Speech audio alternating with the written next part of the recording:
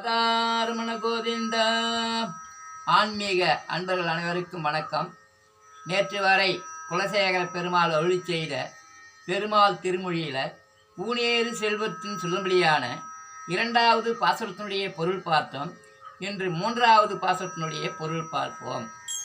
பின்னிட்ட சடையானோ பிரம்மனும் இந்திரனும், பின்னிட்ட சடையானோ பிரம்மனும் இந்திரனும், துண்ணிட்டே புகழறிய வைகுண்ட நீள்வாசல் மின்பட்ட சுடராழி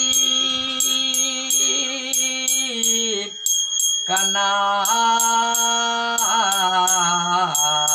கண்ணா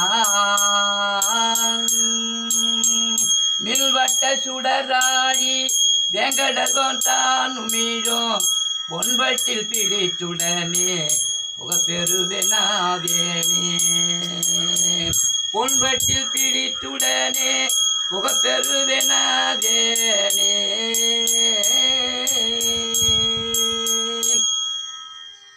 ஆழ்வார் திருவடிகளே சரணம்.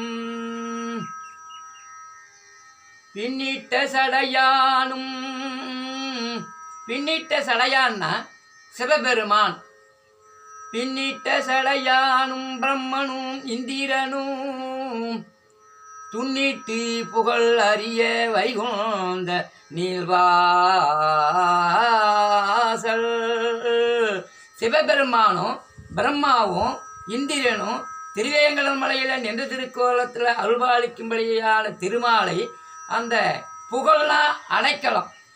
துண்ணிட்டு புகழறிய அந்த திருவேங்கடம் கருவறையில் இருக்கும்படியான அந்த எம்பெருமான் திருமாலாகிய எம்பெருமானை செவிப்பதற்கு நீண்ட வாயிலாம். அந்த குலசேகர ஆழ்வார் சொல்றாரு, வைகுண்ட நீள்வாசல்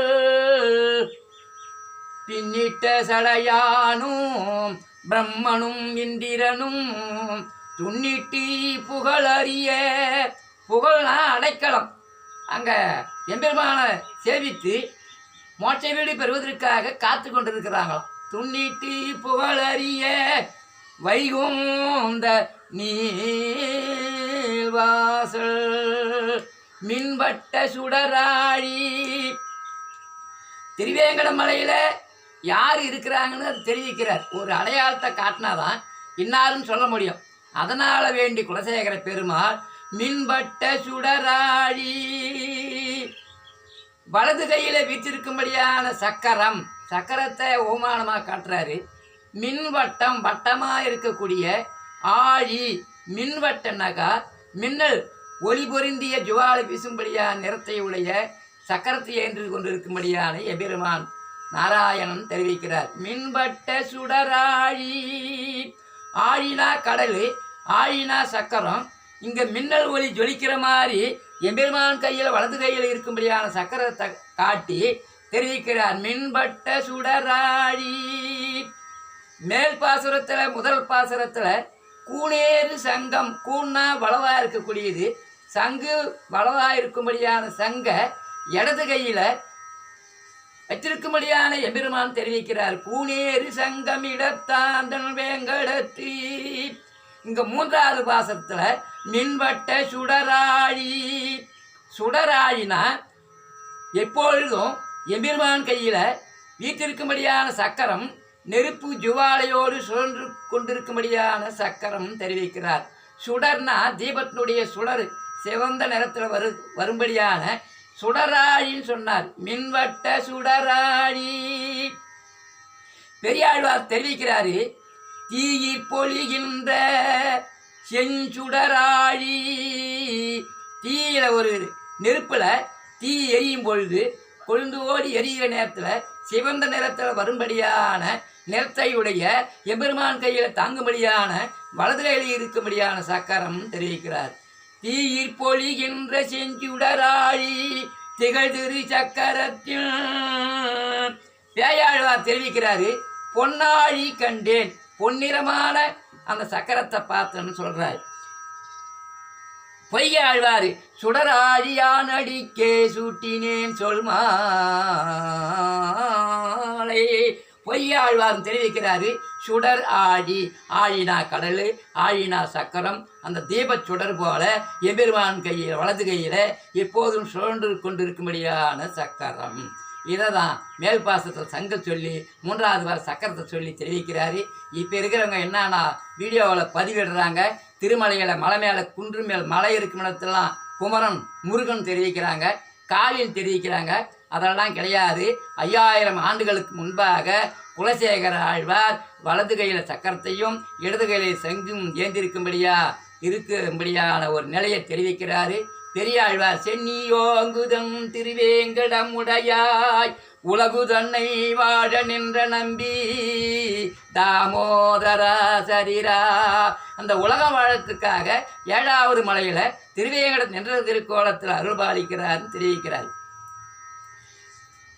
பின்னிட்ட சடையானும் பிரம்மனும் இந்திரனும் துன்னிட்டி புகழறிய வைகுந்த நீள்வாசல் மின்பட்ட சுடராயி வேங்கடர்கோன்.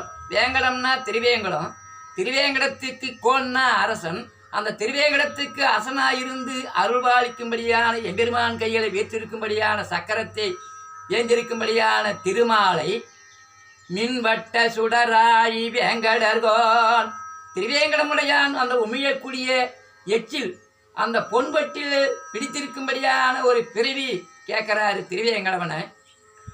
முதல் பாசுரத்தில் அன்னம் குறுகாய் பிறப்பேனேன்னு கேட்டார்.